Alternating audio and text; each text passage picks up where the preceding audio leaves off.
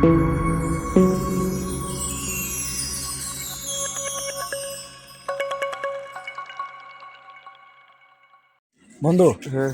তোর একটা গল্প শোনাই। গল্পটা হইতেছে এরকম, এক মানুষ নেশাখোর খুব অপছন্দ করতো। নেশাখোর এতটা অপছন্দ করতো যে যে সিগারেট খায় ওই মানুষটার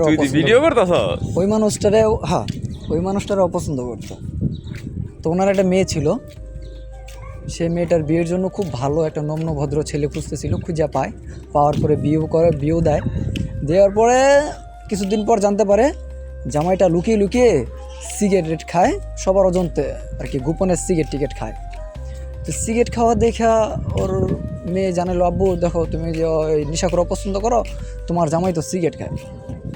হ্যাঁ, ওই লোকটা তখন খুবই রাগান্বিত হয়ে যায় এবং সাথে সাথে ওই মেয়েরে ওই ছেলের কাছ থেকে নিয়ে আসে এবং ডিভোর্স করায় ফেলে।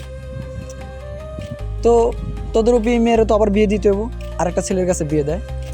সেই ছেলেটা খুবই ভালো, নম্রভদ্র, সিগারেট কিছু খায় না।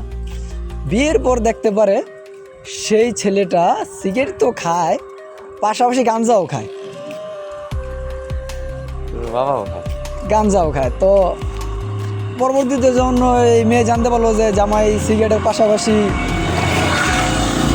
গঞ্জিকাও সেবন করে, তখন আবার তার বাপেরা জানায়। তার বাপে আবারও শূন্যের রাগান্বিত হয়ে আবারও সেই ঘর থেকে নিয়ে আসে এবং ডিভোর্স করায়, অন্য আরেক জায়গায় বিয়ে দেয়। তো সেই ছেলেটা ছিল হুজুর, খুবই ভদ্র। মেয়েটা বিয়ে হয়ে যাওয়ার পরে রাত্রে যায়, সকালবেলা ঘুম থেকে উঠে দেখে ঘরের দুয়ারের সামনে গাঞ্জা গাছ। আর ছেলেটা শুধু গাঞ্জা খাইতো না, গাঞ্জার গাছ লাগায় রাখতো বাড়িতে।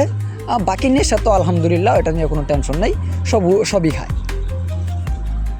তো সবশেষ মেয়েটা বুঝতে পারে যে আমি যতই কিছুই করি না কে, আমার কপালে নেশাখুরি আছে, অপছন্দ করে কোনো লাভ নাই। তো সেই গাঞ্জুকটির সংসারটাই করে।